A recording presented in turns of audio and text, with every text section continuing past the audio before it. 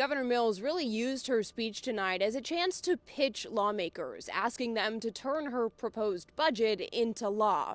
But inside the House chambers, there really wasn't too much reaction or applause from lawmakers, showing how frustrated legislators are during a tight budget cycle. This isn't reckless spending, as I've heard some say. Governor Mills touting investments in her proposed budget that would sustain funding for K-8 education, free school lunch, and make free community college permanent in Maine. Programs that people widely support, like education, revenue sharing, free community college, school meals, they're all costing more.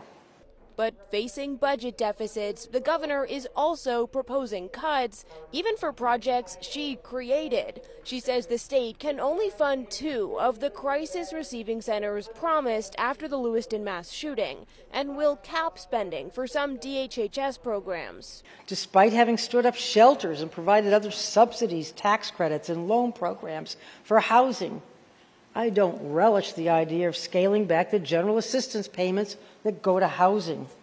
Her remarks don't come without controversy.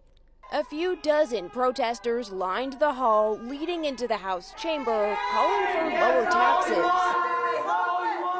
Traditional Mainers that have been here, native, are just finding it's just getting too much for us to afford to live here. I worry about my children. Right, and I came here because there's a lot of people who couldn't come here who are having a hard time, with the cost of living already, and they don't want any more new taxes. But Mills argues her proposal strikes a balance between raising taxes and cutting programs, as she worries about the uncertainties of potential federal funding cuts from the Trump administration.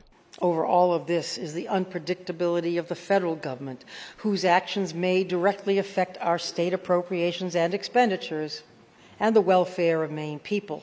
The governor's budget proposal has already faced criticism from several advocacy groups, specifically over her proposed cuts, and we expect long months of debate before this budget is finalized.